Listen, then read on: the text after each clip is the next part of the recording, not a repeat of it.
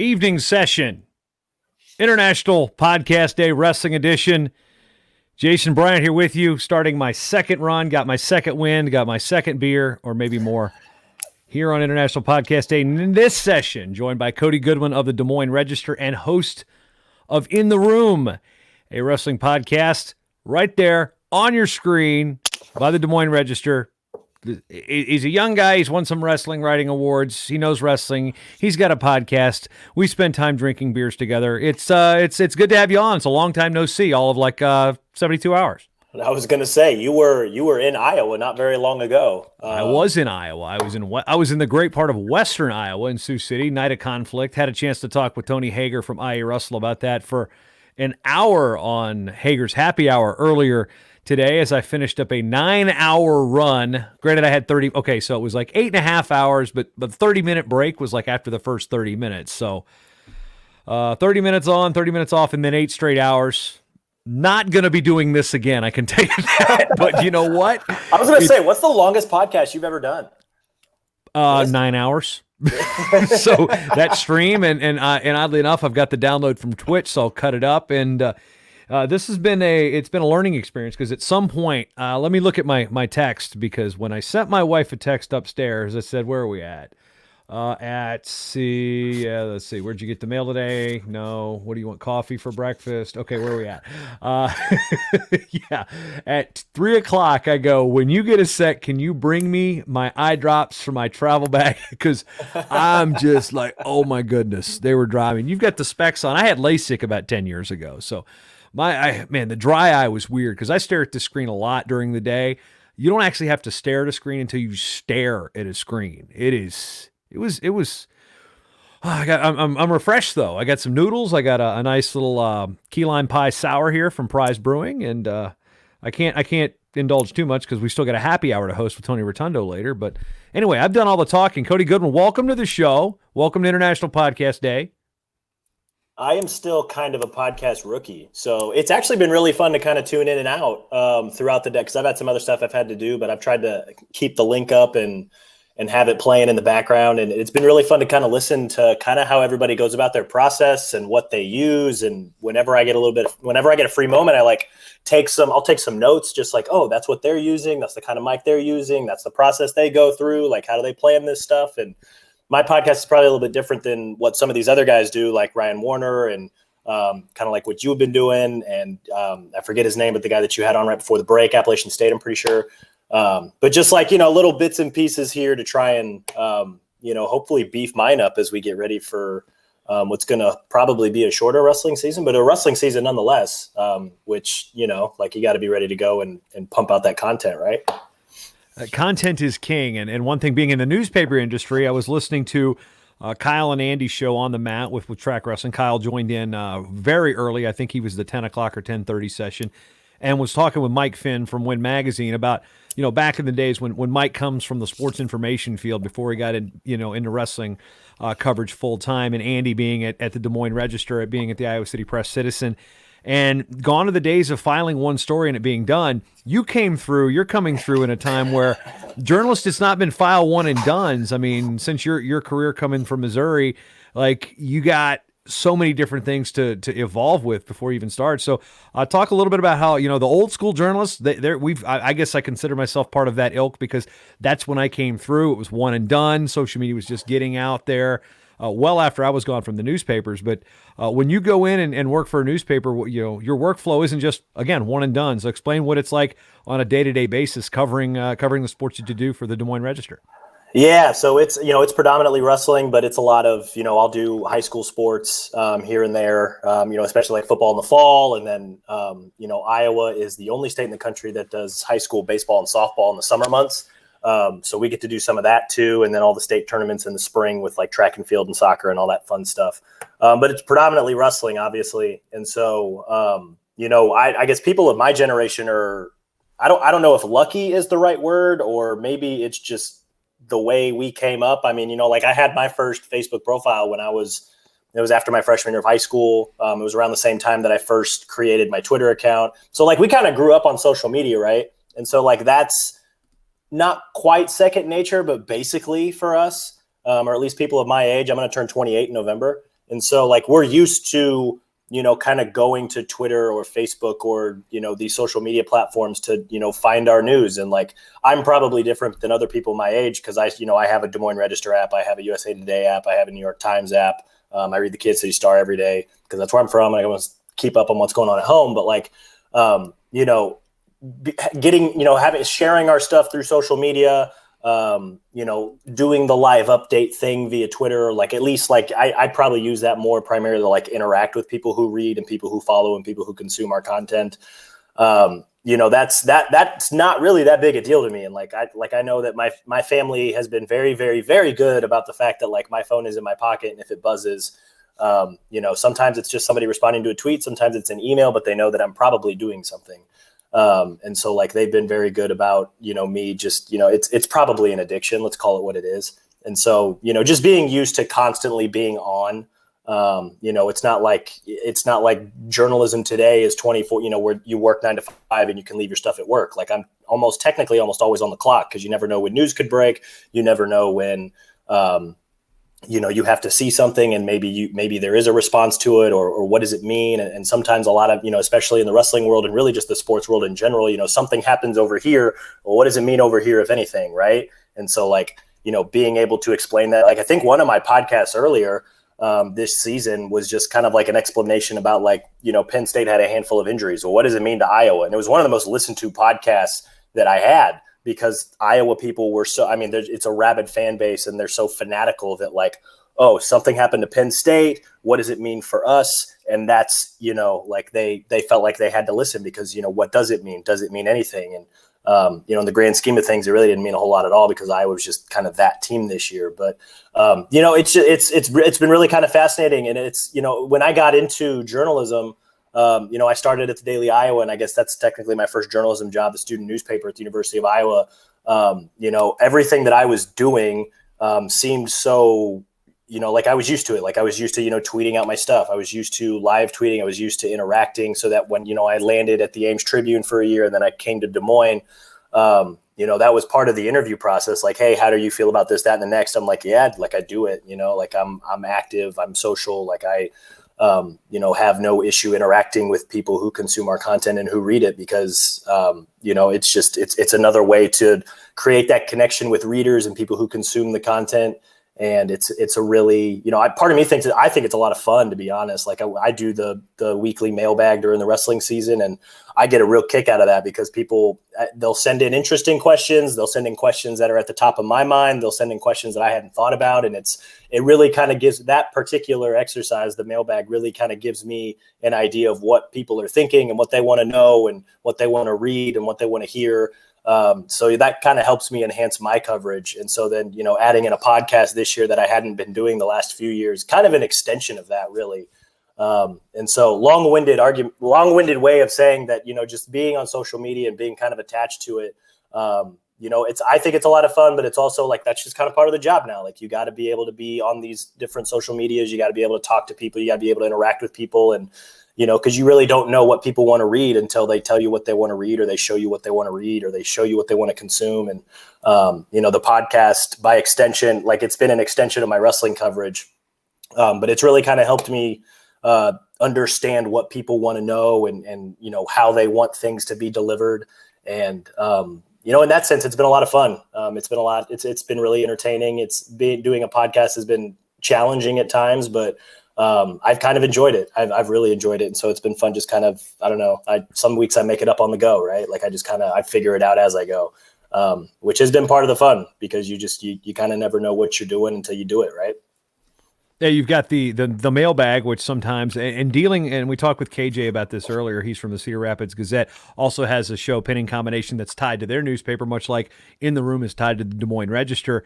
And what you guys have in common is you're in one of the most ravenous states when it comes to wrestling coverage, not just high school, but college. And, you read the Kansas City Star back home, for example. Okay, you what do you get, Mike? One story a year about Missouri wrestling? and because Columbia is not close to Kansas City. So and I have to email the sports editor to be like, yo, like Missouri's going to wrestle Virginia at Park Hill High School, which is where I went to high school. And so like, hey, John Ernesty's in the lineup. Daniel Lewis, who's from Blue Springs, is in the lineup. Like maybe go cover those guys. Sure enough, they covered that duel, which was really awesome because Daniel Lewis got the pin to win the duel. I was there to watch it. But yeah, not very often do they cover wrestling. And so like going from Kansas City to Iowa, drastic difference because like I grew up wrestling in Kansas City at Park Hill, and we're fighting for like, hey, like Park Hill won another state title, like write about us please. Where I come up here and it's like, I cover the Night of Conflict, and like I see the numbers and it's like, whoa, like people really care about it, and it's awesome to just be in this position to be able to help deliver that, right? So why did you choose the University of Iowa? Obviously, Missouri has a tremendous journalism school. It's one of the ones that when I was coming through the Daily Press, like half the newsroom either went to Ohio or they went to Missouri, or some of them went to Syracuse. So why go to the University of Iowa out of high school? I didn't know how to write. I still don't think I know how to write. Like I still think I'm figuring it out. So yeah, like Iowa's got a world-class English department. It's more like their graduate level program and their MFA programs and stuff like that. But their undergraduate English program is tremendous. And so I figured do that while also doing the journalism thing at the Daily Iowan, which has routinely been one of the best student newspapers in the country. On top of a good chunk of scholarship money, it seemed like a no-brainer to me.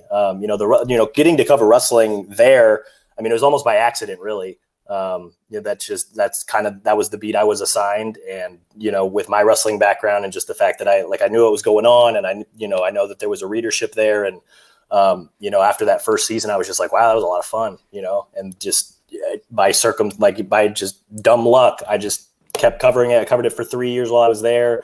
Covered a little bit of wrestling when I was at the Ames Tribune up in Story County, which is like Ames, Gilbert, Ballard, some of those smaller high schools. And then, I actually didn't cover wrestling the first year I was in Des Moines.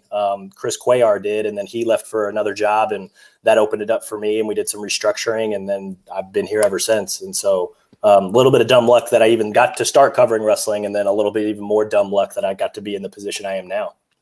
Now, being a wrestler coming through, you obviously know the Brands brothers. If you're at Park Hill, that's a program that generally the wrestlers pay attention to the world outside of high school wrestling in Missouri. So you go to the University of Iowa, you obviously know who the head coach is. You know who the assistants are. You know the legacy of the program. And then here you are. Could anything have prepared you for covering wrestling than dealing with the Brands brothers weekly at the Daily Iowan?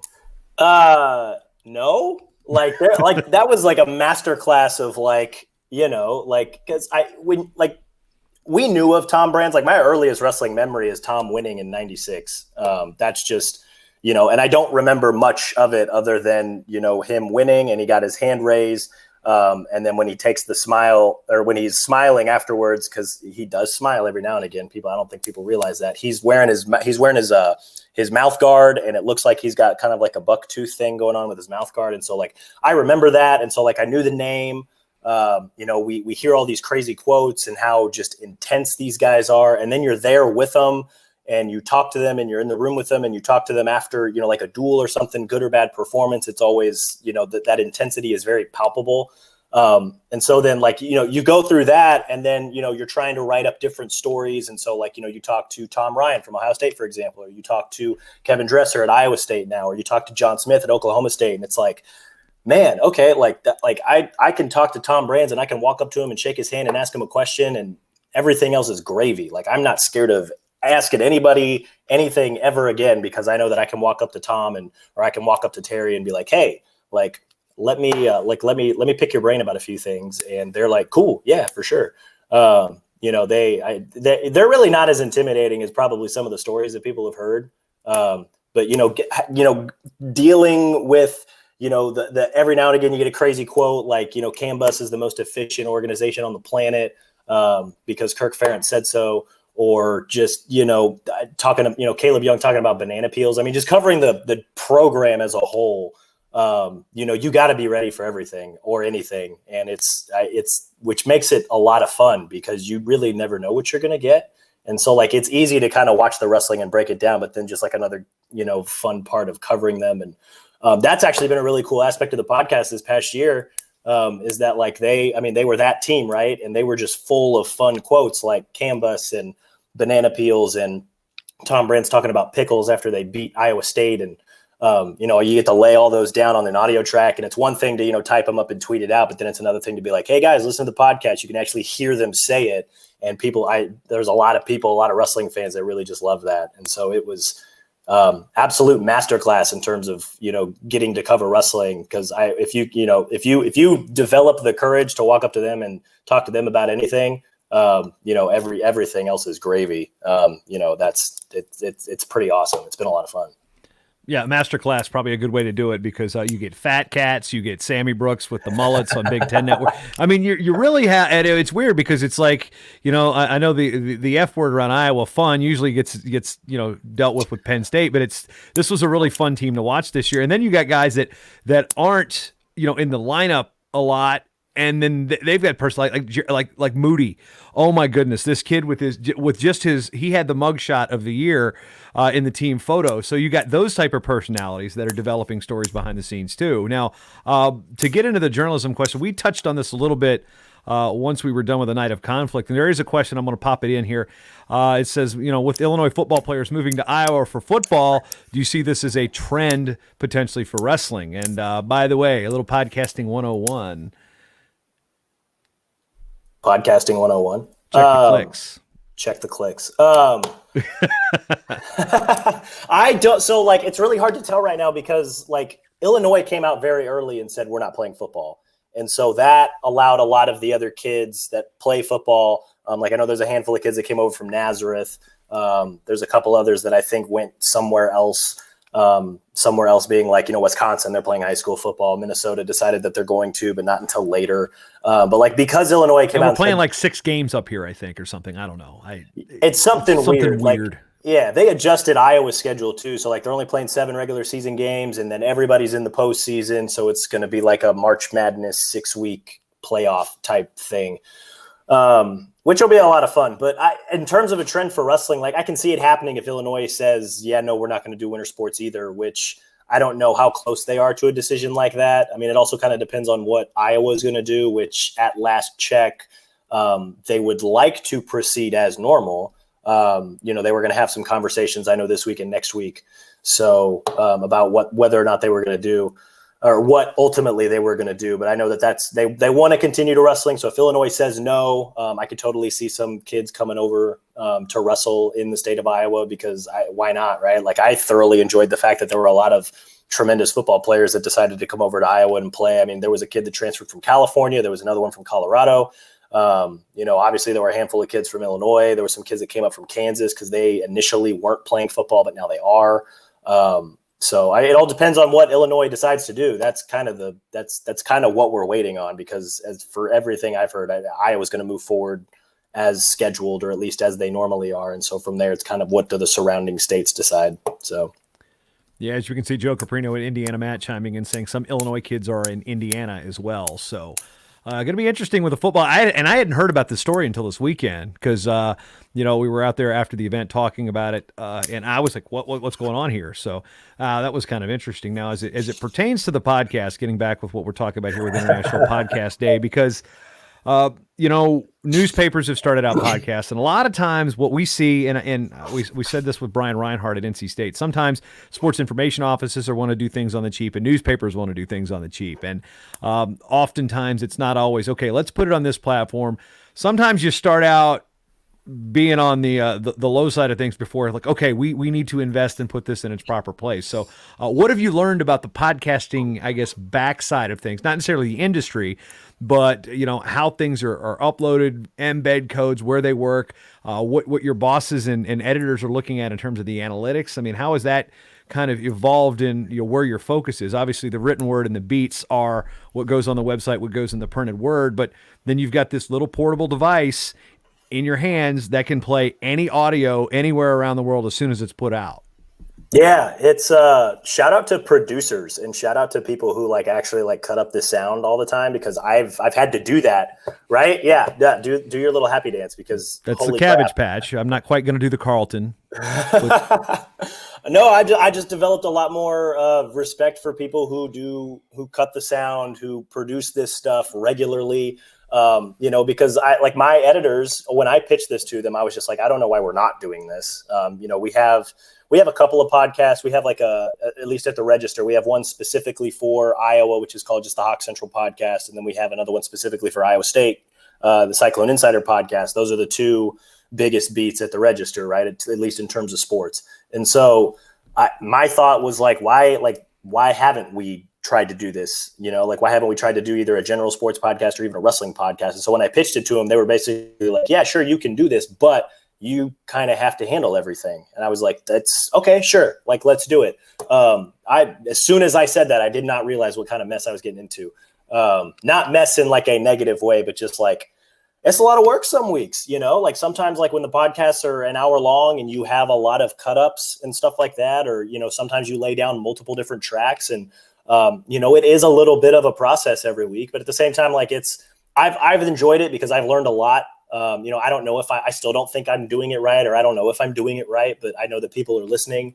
I've kind of learned what people like and what they don't like. I've gotten some feedback literally on the first few podcasts. And even still, I kind of asked hey, if you liked what you heard, or if you want to hear something different, if you got recommendations, let me know. I'm open to criticism because I want to make this better because, I understand who my target audience is. And I obviously want to make it as good as I can for them. And so it's been a learning process, which has been part of the fun because I feel like I'm much better now than I ever was even before I started. And so that makes me excited about where I'm going to be, 4 or 5 months from now, if I continue to keep this up, because there's a lot of wrestling stuff coming. So I'm trying to plan out a handful of podcast stuff that I want to try and do over the next few months. And then once we get into the season, I try to do 2 a week. But it's a lot of work. That's probably the first thing that I learned. But at the same time, I guess I don't view it as work because I don't view covering wrestling as this extra work. I'm really lucky to get to do what I do in the position that I'm doing it at. And so just doing an extra podcast, it's a couple extra hours in the week, but at the same time, it's just I know it's going to be worth it because I know the people that do listen to it enjoy it. So then it's just a matter of trying to expand the podcast, which is what we spent this summer trying to figure out. So when we talk about the tech for it and things that you're doing on your own, what was the first thing you jumped in editing with? Was it Audition, Audacity? Or what tools were you using? GarageBand? GarageBand, yes. That was because it was you guys know GarageBand. It's very... If you have a Mac, you have GarageBand. That's bingo. That was... Most of the time, that's where you need not look further than the guitar. Yeah. So it was just, and I had played with it a little bit when I was in school, and it's very easy to just kind of cut and lay sound and make sure it sounds good. And as far as I know, it doesn't sound awful. It may not sound great, but it works. Yeah. You don't need 192K audio coming out there for a podcast. So, sometimes you learn trial and error. What was the one thing that if as you went along in the editing process and building your show, you're like, oh, I wish I'd have known that earlier. It took you a couple episodes to realize you were making maybe a simple mistake that you're like, oh, this will make my workflow that much better. Honestly, taking notes. Because as I was laying down my sound and bro, I'm analog till the day we die. Bingo, right? I wish I would have started that through my first 10, 15 shows because I was literally eyeballing sound levels. Because I record everything and then I put it together like a puzzle. And so trying to figure out where to lay certain things and do I want the intro music still running when I start talking and when do I drop in beats to, give it sound in the background because I know I'm about to talk for a really long time or I'm going to lay down interviews or I'm going to do this, that, and the next. And it's I should just take notes on where the sound levels need to be, where this needs, because I'm literally just eyeballing it and listening to it. And I'm yeah, that sounds decent. And then it'll come out. And the other thing too is listening to everything before I upload it because the first 10 episodes, I don't think I did that. I would listen to it, run through, and then I would hit, I share it to Apple Music, and then I pull the file and I drop it in SoundCloud because that's what I use. And yeah, just being a little bit more attentive, which is really funny if you know me because I'm huge on the details when it comes to writing stuff. But the first 10 to 15 episodes of this podcast, I was just yeah, it sounds okay. And then I'd upload it and I'm just I listened to number 53 all the way back to number 3. And I'm wow, it still may not sound super awesome and professional, but number 53 sounds like, whoever put the puzzle together did it a lot better than whoever put together number 3. Hint, I put together them both. So. Yeah, as the Sways, who's been listening pretty much all day from work, now he's at home. He says, doing it right or wrong is more like doing it the same old way or the new way. A takedown is 2, regardless of how you get it. So fine-tuning those skills. I appreciate that. Yeah, so that's I'd be coming from a pretty bad wrestler right here. I'm not going to disagree. And the Sways spent a lot of days at Central Oklahoma getting beat up by Mo Lawal. So he's got an interesting insight into that. Now, when we come to coverage of high school wrestling, college wrestling, with the beat in Des Moines, which is kind of that's where the state tournament is. You've got Grandview there. There's a lot of schools that pull the direction. So have you found that the podcast is a way for you to get some of those schools that you can't get into the paper into a medium that the paper delivers via a podcast, or how have you been able to balance, I guess, more or less the content through which deliverables you offer, as a newspaper? Yeah, I think it's the podcast has really kind of opened up more opportunities for me to provide coverage that maybe I haven't been able to. Kind of like, we kind of have to pick and choose our spots. Not that we're entirely driven on numbers, but it's kind of a big part of what we do. We don't want to spend a lot of time on something that's not going to get a big, viewership or readership in return, for example. And so, one of the things I tried to do, I keep telling myself, this is what I tried to do to make up for the fact that we didn't cover a lot of small college stuff this past year was, during the initial quarantine, I probably had like 2 or 3 or 4 months where I was just like, okay, how am I going to consistently put out a show once a week, twice a week? I had all this stuff planned literally all the way up through, Fargo, like different interviews with kids or different interviews with coaches. And, COVID was like, joke's on you. So like, how do I fill that gap? Right. And so like one of the things that I did was I lined up a bunch of interviews with a bunch of smaller colleges in Iowa, obviously Iowa State, UNI, and the high school scene, that they dominate our coverage. We give Grandview some love every now and again, just because of the incredible run that they've been on. We try to find some pretty interesting feature stories at some of these other smaller colleges, but I had a story lined up on Loras College because, obviously they took down Grandview. They were one of the favorites going into the D3 championships, which is going to be in Cedar Rapids. So we were really excited about that, but then that was literally right as COVID decided to come in and throw a wrench into everything. And so, not being able to give regular coverage to, Loras, Wartburg, I'm trying to think who else, William Penn, a handful of these other Upper Iowa, a lot of these other schools that we just don't normally get to. What I was able to do is basically line up a bunch of interviews with a lot of their head coaches. And, I tried to tell a different story with each interview so that they weren't all the same, right? Because it'd be really easy to just be like, tell me about your program, tell me about what you liked, what you didn't like about this past season, what'd you learn, who's coming back, yada, yada. It was, with Upper Iowa's Heath Grimm, for example, it was, life as the only D2 program in the state. He's got a daughter that wrestles. He's from Osage, which has a rich wrestling history. We got to talk to Angelo Crinzy, Grandview's women's coach. What was it like, you're building a program from the ground up. What was this first year like? What were the struggles? When did you feel like you may have hit a breakthrough? What lessons are you going to take into next year? What are you going to leave behind in this first year? How often do you lean on Nick Mitchell? Because he's pretty successful, right? Tucker Black, the women's coach at William Penn, his sister was Megan Black. So what was it like kind of growing up as Megan Black's brother, right? His own wrestling career. We talked a little bit about that, talked a little bit about another women's program starting from the ground up. Got to talk to TJ Miller at Loras College about being the son of Jim Miller, leaving Wartburg, leaving the state of Iowa really, and then coming back. Eric Keller, who's the coach at Wartburg, following Jim Miller, who was a legendary coach there. He grew up in Indianola. So what was it like wrestling there? He went to UNI. He was at UNI at a time when there was, Mark Manning and just a lot of really good coaches and big wrestling names there. And so, I tried to tell a little bit of a different story by talking to all these other coaches. And so the podcast kind of allows for that, because people may not read about Wartburg unless it's the national tournament, or they may not read about Grandview until it's the national tournament.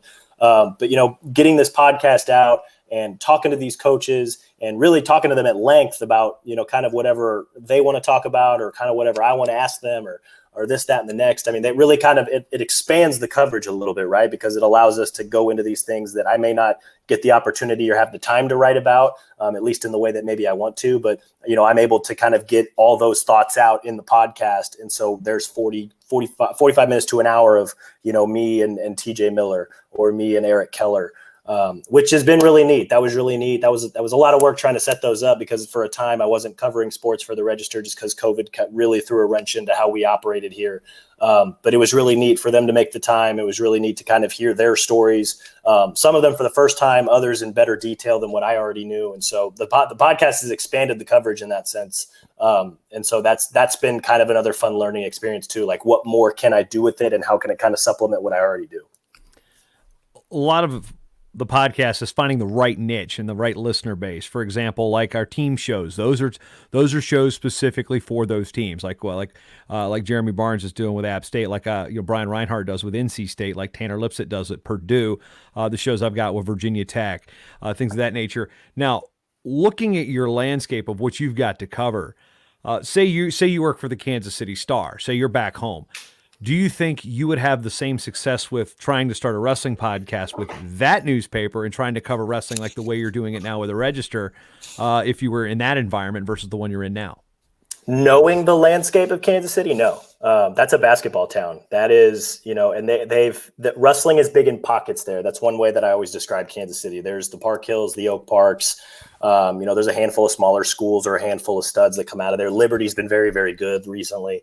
Can't forget Staley in there, right? We got to mention Staley. Yeah, that's where Gary Mayab was there. Yeah, Dort will kill me if we don't mention Staley here. And so Haggerty, Ernesty, all those guys. The Kansas side of Kansas City has some pretty decent wrestling too. There's a handful of schools on that side, and so wrestling's big in pockets. But I mean, like Kansas, the University of Kansas, the Jayhawks are 40 minutes down the road, and their basketball success has played into the fact that's what's kind of turned Kansas City into a basketball town. They host the Big 12 championships every year. I think they had the women's championships this year as well. It's routinely either a first round site or a regional site for the NCAA championships.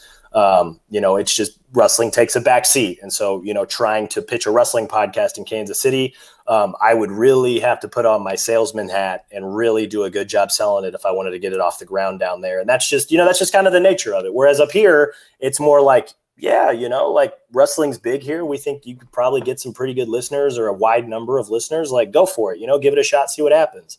That's kind of, yeah. So it would be a challenge down there, like it would be in other places. Kind of like you mentioned, wrestling. There's a lot of wrestling here. D1, D2, D3, NAI, junior college, high school scene, obviously. Even the AAU middle school circuit, like that is massive here. I went to the AAU state tournament for the first time this year since I've been here, and it's unbelievable how many people follow and watch that, and which is really cool to see from somebody who's also a wrestling fan. So the idea of pitching a podcast in a non-wrestling market, it would probably take a little bit of work and some incredible salesmanship to try and get that off the ground. What do you want to see from maybe this is kind of an open-ended question on wrestling media, whether it be newspapers in Iowa, whether it be websites, whether it be podcasts, because, in wrestling, we went from, I think I had the second podcast. I mean, there's a couple. I mean, the first national one, Wrestling 411, and then On the Mat's been around, Mat Slammers, which oddly enough, Western Iowa. Those guys I think they did 2 episodes in 2006, and it was from the state tournament, and they've been doing shows for 14 years. So we've got a growing medium. We've got new media. We've got live video. Like I said, I just went 9 hours on this thing, and I'm turning around and doing it again. With the technology the way it is, what do you think we can do as a sport that ultimately maximizes our views, gets us out to the most amount of people, but also keeps us mainstream instead of like people just regarding wrestling, oh, well, we're a niche sport, let's just be happy with what we have? Man, this is a good question, because like I try to figure this out all the time. Like, what do people want to know? What do people want to read? How do they want to digest wrestling news, right? And so it'd be really easy to say that like people like lists. I think in that sense, I try to combine what people want with how I want to deliver it, and how trying to stick to journalism roots. and try to find some sort of happy medium, which is a lot easier said than done. So like when it comes to like event coverage, people love event coverage for one. Like that's one thing we've absolutely seen here, especially on the college side. People just want to know who won, how they won, what's it mean. I feel like even if it's non-wrestling coverage, if you're a member of the media and you can answer those 3 questions when you're recapping an event, that's going to go a long ways. But it's, I think if we could tell these people why wrestling is important and why it's important that they, cover certain events, like that might help build wrestling's profile a little bit, like how, why is this local high school tournament important? Like, well, there's a bunch of really good state medalists. There's a couple of state champs that might run into each other. Like it's, even if you're just a casual fan of wrestling, you should probably go down and watch that. And I don't know if it's as much a promotion as much as it's, just like, explaining its importance when you recap things, or maybe this is a really good question because I don't know that I have the right answer. Here I am just kind of rambling, trying to figure it out for myself. People like really good stories. I think that's journalism's root, right? That we can always, people always can get behind good stories. And that's one thing I try to pride myself on too, is that, I can give you the event coverage. I can tell you what it means. I can tell you why it meant that thing. And I can tell you, how certain people won. And, I'd like to think I have a decent eye for breaking down specific wrestling technique. And in that sense, maybe I can educate some people, maybe not everybody, because there's some people that probably know more than I do. But people can always get behind a really good story. And so I think if we search for those stories in wrestling, and there's tons of them out there, the feel good story, the comeback story, why should we care about this specific kid or this specific wrestler, boy or girl, or this specific wrestler, male or female, or this specific coach, or, why does it matter that this program is this coach is building this program up, or, if people can get behind wrestlers and coaches where, stepping out on the wrestling mat and coaching or wrestling is not the hardest thing they've ever had to do. If there's a story like that we can continue to share, and I know there's stories like that all over the country in every single state. If we can share those stories and give people a reason, to root and follow these people, maybe not even root for them, just follow them and pick up that genuine interest. I think that'll open a lot of doors to wrestling coverage around the country. At least that's one little small sliver of success that I found here in Iowa. Like why do people care about, certain wrestlers, because they know that name? Well, why do they know that name? Or why do I feel like you people should know this name? That's part of why I will share his story. And so that's a challenge, trying to open those doors so that wrestling as a whole can slowly work its way into the mainstream. So I think maybe if we start there, that'll open the doors to virtually everything else. Ryan Warner's been working on a series of documentaries with the Hall of Fame and in his own stuff. I've done kind of a documentary series with Rocked Up, with chronicling the start of the Little Rock program and Arkansas wrestling as a whole. What I've found to be a real problem, I don't know if this is a readership problem across all sports, but really in wrestling, it's TLDR. Too long, didn't read. They grab the story, they scroll down, they see how long it is, and then they just take the headline for what it is. And I think a lot of people do that with Facebook links and stories and such, and with our political scene the way it is. But when I that's one thing that frustrated me as a writer, when I would do this really elaborate piece on, let's take Franklin and Marshall, for example, the only Division III school with a Division I wrestling program. They hosted the EIWA championships in 2008. I announced them, but I also wrote for Intermat. I wrote a really in-depth 2-part story on Franklin and Marshall. It was on the front page, and this at the time, the program was complete crap. And I don't mean, those guys were friends, the guys on the team, I announced them, but let's be honest, they hadn't qualified a wrestler in like 13 years to the NCAA. So to say they were crap is not a stretch, but to sit there and put all this work in and research the program and understand why they weren't a scholarship team. And I used almost a Highlander sense. There can be only one. They're the only D3 with a D1 wrestling program. And then you get back, you look at the analytics on views, and you're just like you're kind of deflated a little bit, knowing that was a damn good story. And now if that story's written today, that's a podcast, because long form has its niche. I mean, we all can't be Wright Thompson from SI who did that great long form on Gable, where wrestling people might understand. But do you feel like podcasting and podcasts are where we're going to put those stories more so than spending the time to get that interview and then break it up and compress it into 2,000 words for an enterprise piece in the paper, because again, that to me is disheartening and defeating when you do something and nobody responds to it, and you see the analytics and nobody reads it. Yeah, I think some of them might, right? Like I think there's, like kind of like I was saying earlier with all the interviews that I did with a lot of the smaller colleges, maybe part of that was, or at least maybe I can use it now. Hindsight's 2020. I probably wasn't thinking this when I was recording those interviews, but like an interview with Heath Grimm, for example, the head coach at Upper Iowa. Now that I see those numbers that people listen to on the podcast, and I got a little bit of feedback from it, maybe that showed me that, hey, there is a little bit of interest in Upper Iowa just because of the lineup or just because of the coach, or maybe it was the story that he shared. Same thing with TJ Miller at Loris. Same thing with Eric Keller at Wartburg. And so, maybe you start there just to kind of gauge what people want or what the numbers end up being, at least like listenership, or how they consume it or how many people consume that podcast. And then maybe okay, does that mean more people want to read a fuller, more in-depth story about it? Maybe yes, maybe no. I don't know. It's very hard. I mean, I've learned very quickly through the first few years since I've been covering wrestling here that obviously people care about Iowa. There's another level of people that care about Iowa State and UNI, and there's a whole swath of people that care about high school wrestling. And so that's kind of where I dedicate a lot of my writing time, I guess. And so that's where I spend my time trying to tell the most in-depth stories, which stinks because like I said, there's a lot of really good stories out there. And especially here in Iowa with all the different types of wrestling programs at different levels that we have, I could spend literally all year telling all sorts of cool stories like that. But part of that is just taking the chance and seeing if people read it. Part of that is also, if we know that people aren't going to read it, then sometimes we have to find different ways of covering it. And the podcast has opened up that door for me. And I'm sure it's probably, maybe there are some other wrestling people who are finding that door is being opened up to them because of podcast or other mediums that they're trying to do.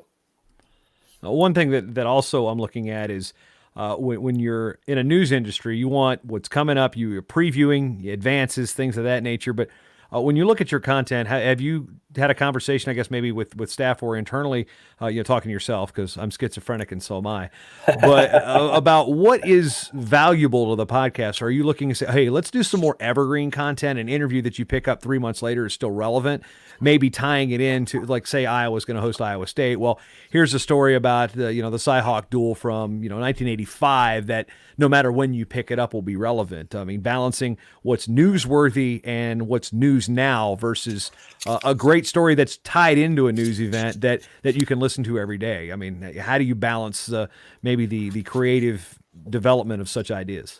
Yeah, so I haven't really done a whole lot of that, like in season at least. In terms of the podcast, like I try to find stories that'll stand up for the entirety of the season, or if the story's good enough for forever, right? Like that's kind of the goal. That journalism might be the first draft of history, but if you do it right, it's the only.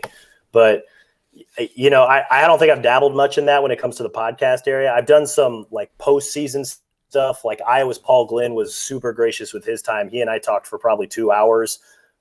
This was this late March, early April, where me and him just kind of literally ran through Iowa's season. And we were just, I think I called it a megapod because by the time I cut everything down, it was about 90 minutes long. It was the longest podcast I've ever done.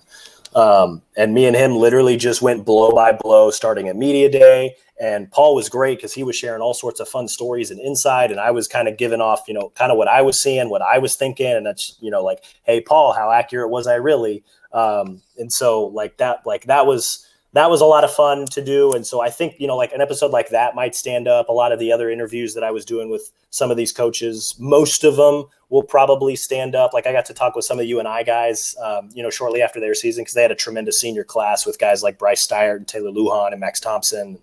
So I talked to them. That interview might stand up for a little while, or at least until the rest of the season comes, or the next season comes. But like during season, I'm so insulated on, okay, here's what's coming up this weekend. Here's what's next. What type of coverage can I do? What kind of things can I write? What kind of things can I put on the podcast? What kind of things can I do video wise? So I guess in that sense, a lot of what I did this past season had such a short shelf life that I wasn't even thinking about things that could stand up, which is a great idea. I'm going to write that down because that's something I'm going to see if I can dabble into a little bit this upcoming season. When you cover sports that wrestling is not the only thing you're paying attention to. Granted, it's your primary beat, and you said you've been covering It's other the only things. thing I'm paying attention to religiously. Like, let's be real. So, so that being said, you're also a sports fan. So what are you typically listening to when it's not wrestling content? What's some of the things that you're typically listening to as a podcast? Not necessarily the sports stations as you've got out there. I mean, there's a couple of them in the region, but if I'm picking up your phone and listening to your podcast, which ones am I seeing? Honestly, like I'm listening to some storytelling podcasts, a lot of football stuff. Like one of my favorites is the Yahoo Sports NFL podcast. And I like the college football podcast with those guys because I haven't listened I like to the snark between those three. It's just it's sarcastic. It's like it just breeds like old school cynical sports writer meets new tech. So I mean, I guess when Wetzel 40 and those guys they just go in a rant. It's typically right when it comes out. I fall asleep listening to it because it keeps me up for a little bit. But I've had to dig myself into college sports more because I'm tracking all these drop programs. So it kind of brought me back into being a general college sports fan. But so you've got the Yahoo NFL podcast. What else are you listening to? Yahoo NFL podcast. I listen. Kansas City Star has a daily podcast. ESPN has a daily podcast, which I like that one a lot because they do topical current event conversations, but they also tell stories. Or they'll do a podcast to supplement some big feature that maybe Wright Thompson or somebody wrote. Wright Thompson gets 2 references on the show today. It's just this session alone. The Ringer has a couple of decent podcasts. I think they just have too many, if I'm being perfectly honest. And then my church has been shut down. So like they have a podcast. I've been listening to that. But in terms of sports podcasts, Yahoo Sports NFL, Kansas City Star and ESPN are probably the 3 go-tos. And then there's a couple other ones that I'll listen to here and there.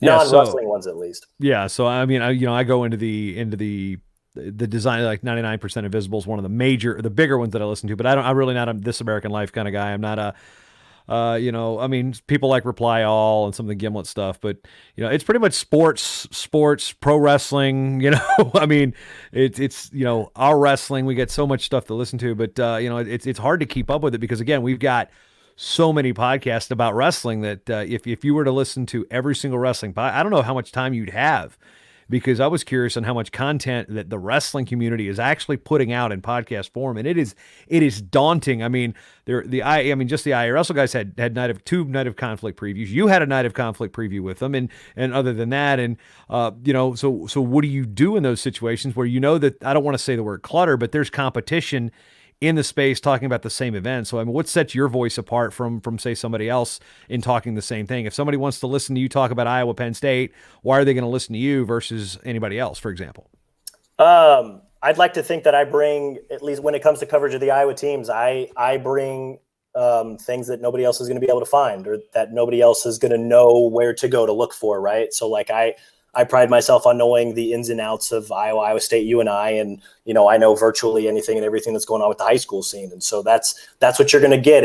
My podcast is kind of an extension of my general wrestling coverage, but what you get on the podcast is not always what I'm going to write, and vice versa. And so if you want to listen to say the Hawkeyes wrestle Penn State, I'm going to do my best to obviously get you geared up everything on the Iowa side. But, this year I also reached out to Jeff Byers, who's the radio voice at Penn State, and him and I talked for probably 30, 40 minutes, just breaking down the duel. So my podcast ahead of that duel was me and Jeff Byers talking. And then also, 10 to 15 minutes of Tom Brands.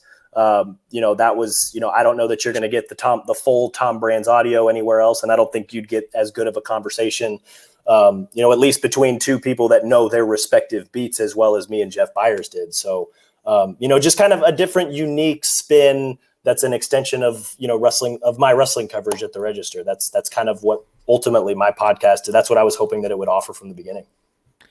What can you do to get your show better? Because everybody knows that their first show sucks. Like everybody goes, that's the one thing of the podcast. Your first show sucks. We go back and I've talked about my first show back from 2008 with Tom Brands. Kyle and I did it on Wrestling 411 from a radio studio, and it was horrible. I mean, the crack. I mean, just it was some of the things that technology. Now you're never doing anything over a phone line. We're doing like voice over IP. I mean, even before this and StreamYard, there were NDI streams and then Skype and then Squadcast is out there. There's no shortage of Zoom. Of course, has become very popular in our COVID era. But what are some things that you've become aware of that you are working to improve on to make your show not necessarily better from a content standpoint, but better from a listenability standpoint? Yeah. Obviously the content can always be better, right? Like that's, people want to listen to good content. I think the content I provide is good, but I obviously think it can be better because the podcast that allows me to kind of, I can kind of just relax and talk wrestling. Right. And I feel like for a lot of my podcasts, I almost write every episode. I write my script and I read it off. Whereas I feel like I probably should be a little bit more conversational about it. I could probably get better gear. You're about to make fun of me, but this is the gear I use to record: my recorder and a little muffler to make it sound better. That's called the dead cat. Yeah, and, I don't have a professional mic. I don't have anything super special that I record with. I record it into my recorder and then I plug it into my computer and I rip it off, and that's one of the puzzle pieces when I put it together in GarageBand. So there's a lot of when I said everything, I was not kidding. Well, I mean, crawl before you can walk, right? Because we were just talking about it. I think Ryan Warner's bringing it up. Is he goes every 20, 30 episodes, he'll or maybe something like that. I don't know if it's a great rule of thumb, but you incrementally increase your gear. You don't come up and show up and don't have a podcast and you spend $500 or $600 on a Rodecaster Pro and then a couple $100 on 2 microphones when you never will have an in-studio guest where you just need one. So sometimes you just need an XLR mic. If you want to upgrade, I'd go Focusrite 2i2, an SM7B or an ATR 2100, and boom, you'll line right in, and you can do Squadcast for Skype interviews. Use the same setup. So I mean, from a person going from that setup, that's how I started. Me and Kyle, when we were doing things with the D3s, we had these. I mean, we were actually. I think we were taking the audio cable out of the headphone jack and manually recording it with the computer on one of them, and then another one of us had a USB. It didn't have a card; it was just a straight USB hard drive. I actually think I found one from the 2008 Olympic trials that still had stuff on it from Steve Mako, and I'm like, there is no plug that they make for a USB on this thing anymore. It was back in the day when they were making USB drives that were specifically for the plug would plug into the computer, but only that. It was like your old cell phone. Do you have a cell phone adapter that would plug this? No, they're not universal anymore. It was like one of those type of plugins from 2008. So I've been there, done that, but as we get about 10 minutes to go here, and you get an hour. Iowa got 2 hours today, plus Pilcher's 30. So I figured I'd ease you back in after dinner, like nothing crazy. Yeah, wife hooked it up. She did some noodles and company tonight. I was wasn't sure what I was going to get upstairs, but she went with the Wisconsin mac and cheese. I think she got me like the Japanese udon noodles. They were just double steak. I'm not complaining about that. So that was a good one. But yeah, that hour off, I kind of needed it. But when we get to the next steps for the Moines Register, we look at wrestling coverage. We don't know if we're having a season. Division I's recommending January 1. We don't know if we're going to have national duels. I don't know if we're going to have Virginia duels back in my neck of the woods. But I guess the most important thing to know about all of this thing is, Cody, did you know that AC Slater almost wrestled at Iowa? I may have heard that a time or two since I've been covering the program. Yeah, so Ray Gun needs more wrestling shirts.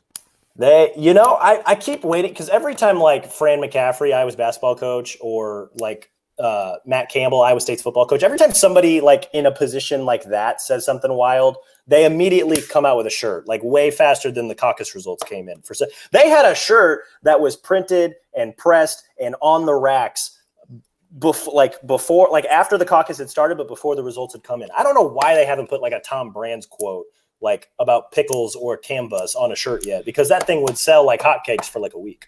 Oh, did you see my tweets? I was replying to political ads with Tom Brands quotes. Yes. I was getting texts, and I'm just, and I can't take credit for that. I didn't come up with that. I think somebody, it might have been Chris Christian, the Mr. Amazing on Twitter. He's asking me, by the way, is it planning time yet? That's for when Tony Rotundo comes on around 10:30 Central. But I'm just like the Tom Brands quote about the battle being, if there's alien life out there, the battle is universal. Like those are things that like, it just seems like Ray Gun is like, they've got T Public and Cafe Press because they're doing it, and they're like, that's it, we got it, and the state of Iowa will just embrace it. So 100%. that's one thing I love about going to Des Moines, and I ordered, this is one that I wore this in Fargo, and it was one of the bigger hits that year, and of course the Iowa fans love it. Some of the Iowa fans don't like it because they think that AC Slater was a fake wrestler. No, Mario Lopez was legit California State placer, one class system, also an alumni of the Short Time Wrestling podcast. But back to the question, I was setting that up for the AC Slater shirt because I've been on brand every day, every session today. But, what do you think is going to happen with wrestling, and what do you think the register has to be? What do you guys as media have to be in terms of being fluid and adaptive to the changing face of college sports? Yeah, no, I think January 1 is a competition start date. That sounds like, at least that's everything I've been hearing. Wrestling kind of follows basketball's lead. And now that we kind of have rough start dates for basketball, maybe that means wrestling will start a little earlier. Just in terms of what we have to do, I mean, we do have to be fluid. I mean, I tentatively marked off, the week of Thanksgiving and the week of Christmas as like, yeah, these are, I'm going to take some PTO days, but I also put an asterisk on both of those, hey, the wrestling schedule might force me to change. So let's be ready for that just in case. It's just, it's kind of about rolling with the punches. Anybody who knows me or has spent any amount of time with me knows that I say champions always adjust. And that's kind of what we're going to have to do with this upcoming wrestling season. And so I'm on my toes and I'm kind of ready for anything. And I know my editors will be too. And, once we know more, they'll, as I say to everybody who consumes my stuff, as soon as I know, you'll know. And, away we'll go once we know. Lastly, I want to have a non-podcasting, non-wrestling related topic because the University of Iowa has been in the news, and some of your colleagues at the paper have been covering this with the drop of the 4 sports at the University of Iowa. Of course, Minnesota dropped sports. We saw LaSalle drop 7 yesterday. William and Mary's dropped 7. We saw Stanford drop 11. Of course, my alma mater dropped, the only sport that counted to that school on the men's side in terms of its performance and success. So what's the situation like when covering a Big Ten school that's cutting sports? We haven't seen that in such a long time. So from an outside, you're not covering those beats, but what's it look like for Iowa? Doesn't look like they're getting very much good press out of this from anybody. No, they didn't, which with Gary Barta as your AD, that's the risk you take, right? So it's it's weird. It's really weird because Iowa swimming, men's and women's swimming and diving, they were supposed to host the NCAA championships in Iowa City this year. They're moving, rightfully so, because Iowa isn't going to have a men's and women's. I don't know if it was this year or the year after. But it's kind of weird because these are programs that, I grew up a Mizzou fan and I still consider myself a Mizzou fan. So I go to Iowa for the education and those sports are always there. And so now that they're not, it's just wow, really? I don't know. It's really bizarre. It's really surreal. It kind of, another example that, nothing is really kind of fully invincible, right? It also stresses the importance of football, which is weird and kind of an ass backwards way that we approach our college athletics and the way that we fund our college athletics. But that's just kind of the nature of the beast, or at least what it's grown into. It really sucks because as I kind of worked my way up through the ranks of the Daily Iowa, and I covered a lot of those, Olympic sports, like swimming and diving, like track and field, a lot of these other sports that got cut, gymnastics. I mean, men's gymnastics has been hemorrhaged, as a sport in over the last decade. And so Iowa, I think we're down to 12 because we lost 3 of the men's teams and 2 of the women, Seattle Pacific, and then one of the other women's teams have been dropped, of course, too. Yeah. So, I mean, as I was growing up and making my way through the Daily Iowa and on my way to the wrestling beat and eventually the football beat too, you talk to these athletes, you talk to these coaches, you meet these people in and around those programs, and it's not unlike wrestling. There's a lot of rabid fans that really love those sports and really love what they do. And, they might be a little insulated in the same way that wrestling fans might be sometimes, but, it really sucks when they, I remember hearing from Iowa softball players, baseball and softball players, when wrestling got the nod to get back into the Olympics, because that meant that baseball and softball did not get the nod to go to the Olympics. And, a lot of softball players are like, yeah, we're happy for the wrestlers, but we're really looking forward to hopefully potentially being in the Olympics, things like that. And so, these people care about their sports. And so it really sucks to hear when they get cut like that. And, it's really cool to see their supporters rally around them and try to hopefully maybe bring them back, but doesn't sound like Barta's having any of that, which kind of stinks, but clearly the support is there. So it really sucks that those people lose out on those opportunities. And from your perspective, sometimes I feel like, I've been arguing with the paper back home. Now, granted, my old paper and that paper Publicly merged. arguing. Yeah, publicly arguing. And then some of the stuff I haven't actually said because, again, that was a DM. Basically, they're saying there's no story there with all my FOI requests that I have shared with people on that staff. Yet there's clearly something there, but apparently there's nothing there. But again, it comes with me being a wrestling person, clearly biased and I'll be, it's one of those things we're supposed to be unbiased as journalists, but every journalist has some type of agenda with what they're passionate about. I mean, let's use Christine Brennan from USA Today, for example. She's a tremendous writer, but when she was hammering the Title IX thing back in the 90s, she was coming at it from a perspective that was her perspective, and that's how she was going to write her stories. I'm paying attention to Old Dominion Wrestling because that's my perspective, and I think there's a girl. She's right there. We're getting serious. She comes in and sneaks in. So Ruby wants to say, right there. That's Ruby saying she cares about Old Dominion Wrestling too. What are you doing? Are you a tiger? Are you a lion or a leopard? Leopard. She's a leopard. Okay, so what my point? Let's see if I could finish this up. So what I'm saying is that hi Lucy. Now we got Lucy in here too. Hello. It's a whole party. Let's go. This is the best part of the show so far. Okay, she's already got proper mic technique, but hey. All right, girls. Hey, girls. Hey. Okay, good night. I gotta say, okay, wow, this is the joy of live radio podcast. Hey, can you let go of the mic? Yeah, Cody, you got assaulted by my daughters. So Lucy London and Ruby Rio making another podcast appearance. Okay. How we doing, ladies? I'm going to hold that thought for a minute and wonder why. Wonder why this is the best outfit ever. That's hey, no bad mic technique. Hey, Lucy, Lucy, can you take Ruby out of here, please? Thank you, girls. Thank you. Hey, that's my Olympic ticket. Let's not do that, okay? Wow, that's supposed to be a door there. So anyway, you got some prime time with the kiddos. That was awesome. So where was I at with my serious, relevant thing about agenda? So okay, so the point was saying is that I live with the guys at Old Dominion. I announced the team at Old Dominion.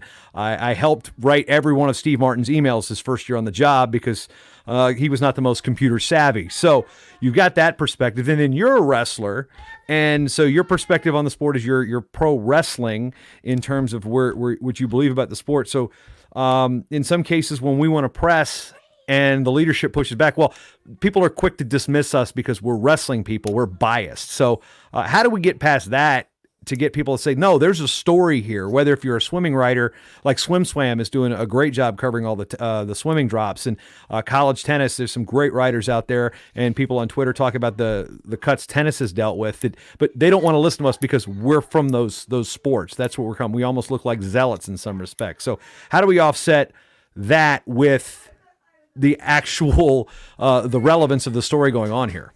Yeah, I'm very pro wrestling, and so like there's a part of me that I want wrestling to be better. I want wrestling to be better always, and I want people who affect wrestling negatively to GTFO, and I want to see wrestling get as high as it can possibly get. Right, like I want to see it in the mainstream sports one day. I want to see it on ESPN more than just 3 days in March.